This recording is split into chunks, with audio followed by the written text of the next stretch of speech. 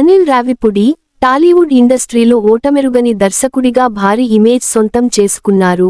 అనిల్ రాయపడి తాజాగా ఈయన ఈ సంక్రాంతికి మెగాస్టార్ చిరంజీవితో మన శంకర్ వరప్రసాద్ గారు సినిమా చేసి మంచి విజయాన్ని సొంతం చేసుకున్నారు.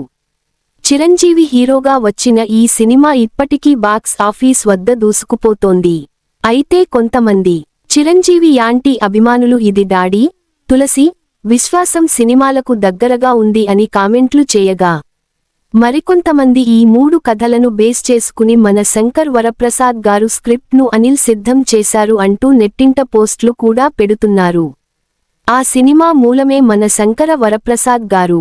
ఇకపోతే ఒకవైపు వరుసగా కలెక్షన్లు అందుకుంటూ బాక్సాఫీస్ వద్ద దూసుకుపోతుంటే, మరొకవైపు ఇలాంటి యాంటీ ఫ్యాన్స్ నెట్టింట చేస్తున్న కామెంట్లు అందరినీ ఆశ్చర్యానికి గురిచేస్తున్నాయి.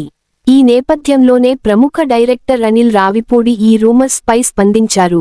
అనిల్ రావిపూడి మాట్లాడుతూ, అజిత్ నటించిన విశ్వాసం సినిమా ఛాయలు మన శంకర్ వరప్రసాద్ గారు చిత్రంలో కనిపిస్తున్నాయని చెప్పడంలో ఎలాంటి తప్పులేదు.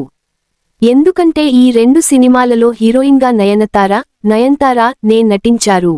ఇకపోతే విశ్వాసం సినిమా కథను పాప పాత్ర టర్న్ చేస్తుంది.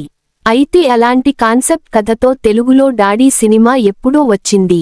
నేను డాడీ మూవీని రిఫరెన్స్ గా తీసుకొని మన శంకర్ వరప్రసాద్ గారు చిత్రాన్ని తెరకెక్కించాను. డాడీ సినిమాలో చిరంజీవి ఎమోషన్స్ బాగా పండించారు. కానీ అనుకున్నంతగా ఆ సినిమా విజయం సాధించలేదు. ముఖ్యంగా ఈ సినిమా స్టోరీ చుట్టూ ఒక బలమైన కోటరీ లేకపోవడం వల్లే ప్రేక్షకులను మెప్పించలేదని నా అభిప్రాయం. నిజాయితీగా నిజం ఒప్పుకున్న అనిల్ రావిపూడి, ఆ సినిమాలోని ప్రధాన కాన్సెప్ట్ను రెఫరెన్స్ గా తీసుకొని ఈ చిత్రాన్ని తెరకెక్కించాను అంటూ ఓపెన్ గానే చెబుతున్నాను. ఈ సినిమా మూలంతోనే మన శంకర్ వరప్రసాద్ గారు సినిమాను తెరకెక్కించాను అంటూ నిజాయితీగా చెప్పి అందరినీ ఆశ్చర్యపరిచారు.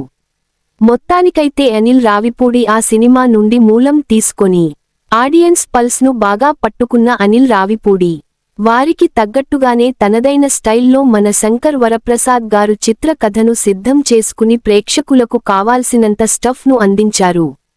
ఇక ఎట్టకేలకు అందరినీ మెప్పించి బ్లాక్ బస్టర్ హిట్ గా నిలిచింది మన శంకర వరప్రసాద్ గారు. ఇందులో నయనతార, వెంకటేష్ కీలక పాత్రలు పోషించారు. ప్రస్తుతం అనిల్ రావిపూడి తన తదుపరి ప్రాజెక్టుపై ఫోకస్ చేశారు.